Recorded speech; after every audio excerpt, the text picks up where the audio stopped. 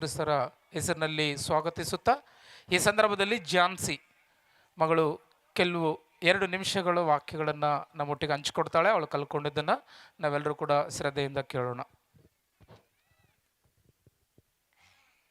దేవుని కుటుంబాలపై దయ్యపు దాడులు అను సంచలనాక క్రీస్తు విజ్ఞాన మహాసభలు విచ్చేసిన మీ అందరికీ యేసుక్రీస్తు నామమున నా వందనాలు. అలానే ఉపేంద్ర డాడీ గుణ వందనాలు. నేను చెప్పబోయే అంశం పేరు చనిపోతే బ్రతుకుందాం. మళ్ళొకసారి చనిపోతే బ్రతుకుందాం. యెషయా గ్రంథం 26వ అధ్యాయం 1వ వచనం.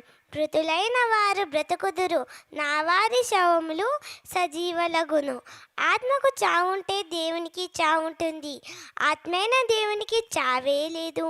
అంటే నీ దేహంలో ఉన్న ఆత్మ కూడా చావు లేదు. ఎందుకంటే దేవుని ఆత్మలో నుండి విడిపోయిన ఆత్మలు మనము గనుక దేవుడైన ఆత్మకు చావు లేదు, కాబట్టి మనకు చావు లేదు.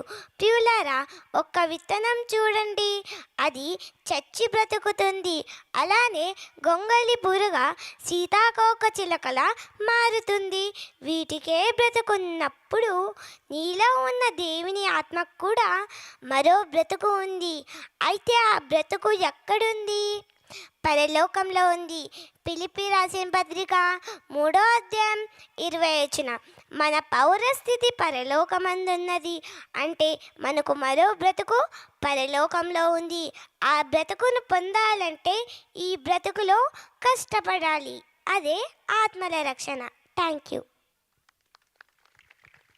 Super super super super.